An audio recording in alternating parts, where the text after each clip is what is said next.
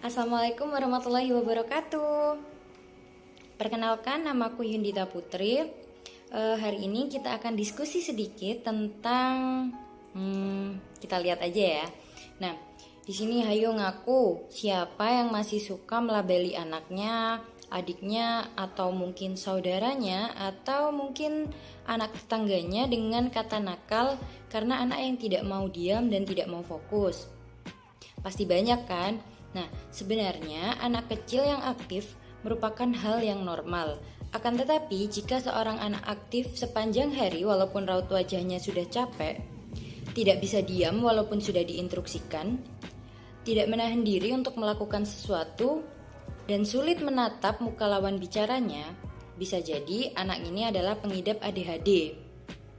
Nah, apa sih ADHD itu? ADHD atau Attention Deficit Hyperactivity Disorder merupakan gangguan mental yang menyebabkan seorang anak sulit memusatkan perhatian atau inatensi serta memiliki perilaku impulsif dan hiperaktif. ADHD termasuk dalam gangguan yang kompleks yang berhubungan dengan kelainan aspek kognitif, psikomotorik maupun afektif. ADHD umumnya menyerang pada masa anak-anak dan gejala yang ditimbulkan dapat menetap hingga masa remaja dan dewasa. Pada gejala inatensi, anak seringkali kesulitan untuk memusatkan perhatian atau tidak bisa fokus. Banyaknya stimulus yang diterima oleh setiap indera akan sangat mempengaruhi konsentrasinya, di mana konsentrasinya itu sangat terbatas, sehingga proses penerimaan informasi dari luar atau lingkungan akan terhambat. Selanjutnya, pada gejala impulsif, anak akan mengalami kelainan sikap atau ketidaksesuaian antara pikiran dengan tindakannya. Jadi apa yang mereka pikirkan dan mereka lakukan itu cenderung tidak sama gitu. Selain itu, anak juga akan mengalami hambatan dalam menentukan skala prioritas ketika sedang beraktivitas. Hal ini tentu akan mempengaruhi kepribadian dan lingkungannya. Sedangkan pada gejala hiperaktif, anak akan melakukan aktivitas berupa gerakan motorik yang berlebih di atas rata-rata aktivitas motorik anak normal seusianya. Mereka akan banyak bergerak seperti tidak memiliki rasa lelah dan melakukan gerakan tersebut tanpa tujuan yang jelas. Biasanya mereka juga akan sulit untuk ditenangkan. Ada beberapa hal yang bisa diamati atau ciri-ciri dari anak ADHD. Yang pertama adalah sulit mengikuti arahan. Kemudian yang kedua, sulit mengelola informasi. Ketiga, sulit untuk berpikir sebelum melakukan sesuatu. Keempat, sulit mengalihkan fokus satu ke yang lain. Dan yang kelima, sulit untuk tetap teratur. Sebenarnya ciri-ciri ini bukanlah hal inti yang bisa kita lakukan untuk mendiagnosis anak mengalami ADHD, karena diagnosis sendiri hanya bisa dilakukan oleh tenaga profesional. Kita tidak bisa melakukan diagnosis sendiri. Nah, mungkin beberapa dari kalian setelah mendengar ciri-ciri anak ADHD merasa bingung nih, bedanya apa sih sama anak autisme, kok kelihatannya gejalanya sama nih? Ciri-cirinya kok mirip gitu ya. Nah, kalau dilihat secara sekilas, memang anak ADHD dan anak autisme mungkin terlihat mirip atau serupa gitu. Tapi kalau kita melihat dengan seksama, anak ADHD dan anak autisme itu berbeda, ada perbedaannya gitu. Jadi kita bahas yuk gitu. Anak ADHD lebih mempengaruhi bagaimana cara otak tumbuh dan berkembang. Sedangkan anak autisme adalah rangkaian gangguan perkembangan yang mempengaruhi kemampuan bahasa, perilaku, interaksi sosial, dan kemampuan belajar. Jika dilihat dari segi perhatian, anak ADHD cenderung menghindari hal-hal yang perlu fokus tinggi seperti membaca buku. Bahkan sejak awal biasanya anak ADHD sudah menunjukkan ketidaksukaannya terhadap hal-hal ini gitu. Tidak ada minat terhadap hal-hal ini gitu. Sedangkan pada anak autisme cenderung akan berusaha untuk fokus pada hal yang mereka sukai. Mereka bisa mempelajari hal-hal yang mereka sukai dengan baik. Kemudian jika dilihat dari segi interaksi dan komunikasi dengan orang lain, anak dengan ADHD cenderung berbicara tanpa henti. mereka bisa mengganggu orang lain yang sedang berbicara, dan suka jika mereka mendominasi dalam suatu diskusi. Sedangkan anak autisme seringkali mengalami kesulitan untuk memasukkan kata-kata ke dalam pikiran dan perasaannya. Mereka mungkin akan lebih sulit untuk mengutarakan pendapatnya. Lalu, jika dilihat dari segi rutinitas, anak ADHD cenderung tidak suka melakukan rutinitas yang sama dalam waktu lama atau rutinitas yang sama setiap harinya. Sedangkan anak autisme akan suka dengan hal-hal yang sudah tertata. Mereka juga suka dengan ketertiban dan tidak suka dengan rutinitas yang berubah-ubah secara tiba-tiba. Setelah membahas panjang lebar tadi itu, mungkin kalian juga bingung nih, sebenarnya apa sih penyebab seorang anak mengalami ADHD gitu. Nah, secara medis sendiri belum diketahui secara pasti penyebabnya apa. Namun, dalam sejumlah penelitian menunjukkan bahwa ada beberapa faktor yang bisa meningkatkan resiko seorang anak terkena ADHD gitu. Yang pertama adalah faktor genetik. Nah, karena dapat diturunkan, resiko menderita ADHD akan meningkat jika memiliki anggota keluarga atau orang tua yang mengalami penyakit yang sama atau penyakit mental lainnya. Kemudian yang kedua adalah faktor lingkungan. Hal ini diduga berkaitan dengan paparan timah yang banyak ditemukan dalam cat. Kemudian yang ketiga adalah kelahiran prematur, yaitu kelahiran sebelum usia kehamilan 37 minggu atau bayi dengan berat badan lahir rendah. Selanjutnya adalah ibu yang menggunakan obat-obat terlarang, mengkonsumsi alkohol, dan merokok selama masa kehamilan. Selanjutnya adalah kerusakan atau cedera otak yang terjadi selama masa kehamilan atau pada usia dini. Kemudian adanya ketidakseimbangan senyawa otak atau neurotransmitter dalam otak atau gangguan dalam kinerja otak. Nah, setelah membahas hal-hal tadi, yang perlu diingat adalah tidak semua anak yang terlihat sangat aktif dapat didiagnosis menderita ADHD. Ada beberapa langkah yang akan dilakukan dokter untuk mendiagnosis ADHD.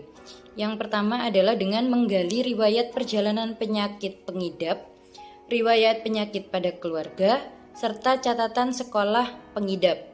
Kemudian yang kedua adalah melakukan serangkaian pemeriksaan fisik dan psikologis yang akan dilakukan oleh dokter ahli terhadap pengidap. Kemudian yang ketiga adalah melakukan wawancara atau kuesioner terhadap anggota keluarga, guru, pengasuh, atau orang yang mengenal baik pengidap.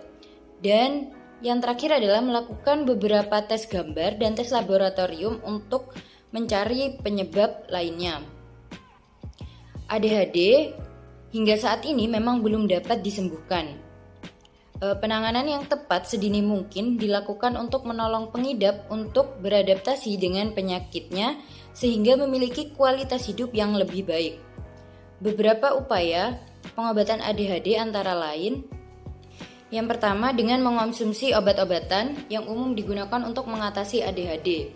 Jadi obat-obatan ini digunakan untuk meringankan gejala dari ADHD sendiri sehingga penderita ADHD akan lebih tenang dan mengurangi sikap impulsif sehingga dapat lebih memusatkan perhatiannya. Kemudian yang kedua ada CBT atau Cognitive Behavioral Therapy. Terapi ini dilakukan untuk menolong pengidap mengubah pola pikir dan perilaku saat mengalami masalah dalam hidupnya. Yang ketiga ada terapi psikologi. Terapi ini bertujuan supaya pengidap ADHD dapat menemukan solusi untuk mengatasi gejala penyakitnya. Dan yang terakhir adalah pelatihan interaksi sosial. Pelatihan ini bertujuan untuk menolong pengidap dalam memahami perilaku sosial yang dapat diterima dalam masyarakat. Selain pengidap, orang tua dan keluarga juga sebaiknya menjalani beberapa terapi supaya bisa beradaptasi dan menerima gejala pengidap ADHD. Yang pertama dengan terapi perilaku. Terapi ini bertujuan supaya orang tua atau pengasuh dapat memiliki strategi untuk menolong pengidap dalam menjalani kehidupan sehari-hari atau mengatasi keadaan yang sulit. Kemudian yang kedua adalah pelatihan untuk orang tua pengidap ADHD. Jadi pelatihan ini bertujuan supaya orang tua lebih memahami perilaku pengidap dan memberikan bimbingan bagi orang tua untuk menjalani hidup dengan pengidap ADHD. Untuk orang tua sendiri sebenarnya tidak perlu risau jika anaknya mengalami ADHD, karena banyak kok orang yang bisa sukses walaupun dia penderita ADHD dengan parenting yang tepat. Nah, kita bahas yuk, ada beberapa hal parenting yang bisa orang tua terapkan jika memiliki anak dengan ADHD. Yang pertama dengan membuat rutinitas yang disiplin. Ini bisa menjadi cara mendidik anak ADHD karena mereka sangat membutuhkan aturan yang jelas dan pola terstruktur yang perlu mereka ikuti gitu. Rutinitas yang tersusun dan terjadwal dengan disiplin akan membantu anak lebih tenang saat melakukan sesuatu. Kemudian yang kedua, jauhkan anak dari sesuatu yang mengganggu. Salah satu cara mendidik anak ADHD adalah dengan menyesuaikan kondisi yang membuatnya tenang agar mudah berkonsentrasi. Kemudian yang ketiga, dengan memberi hadiah secara perlahan-lahan. Maksudnya bagaimana? Untuk memudahkan dalam membuat jadwal, orang tua bisa menuliskan aturan dan konsekuensi secara verbal dan tertulis. Ambil contoh, ayah dan ibu menempel daftar tanggung jawab anak-anak dan aturan di dalam rumah. Nah, orang tua itu bisa memberikan reward atau hadiah kepada anaknya, akan tetapi yang perlu diingat adalah hindari memberi iming-iming hadiah untuk sesuatu yang masih lama terjadi. Misalkan, saya akan memberikan hadiah kepada kamu ketika kamu naik kelas di tahun depan. Itu kan jangka panjang. Nah, menurut anak ADHD ini hal yang sulit diterima gitu. Jadi, berikan reward atau hadiah dalam jangka waktu yang pendek gitu. Kemudian yang keempat adalah bersikap tegas, bukan marah. Cara mendidik anak ADHD adalah bersikap tegas tetapi tidak dengan amarah. Ayah dan ibu juga perlu menjelaskan tentang konsekuensi secara jelas. Setelah itu, terapkan konsekuensi yang sudah ada secara perlahan-lahan tetapi tetap tegas. Tidak jarang orang tua merasa kesal dan lelah menghadapi anaknya. Namun orang tua perlu mengendalikan emosi kepada anak-anak. Nah, yang masalahnya adalah akan sulit ketika orang tua ternyata juga mengalami ADHD, karena penyakit ini kan bisa menurun dari keluarga, sehingga yang perlu diselesaikan terlebih dahulu adalah bagaimana orang tua bisa menyikapi ADHD yang ada pada dirinya sendiri gitu, supaya bisa memudahkan dalam parentingnya.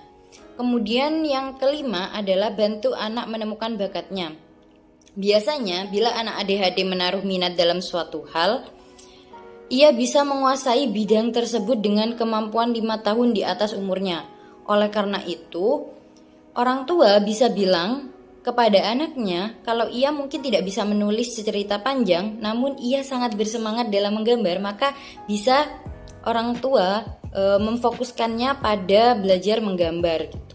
Yang terakhir adalah melakukan terapi dengan ahli. Ini sangat penting dilakukan seperti halnya yang sudah dijelaskan tadi gitu.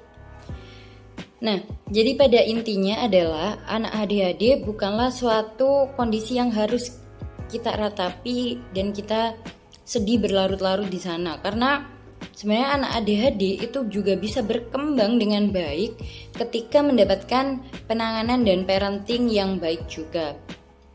Mereka bukanlah anak nakal, tapi mereka anak spesial dengan ADHD.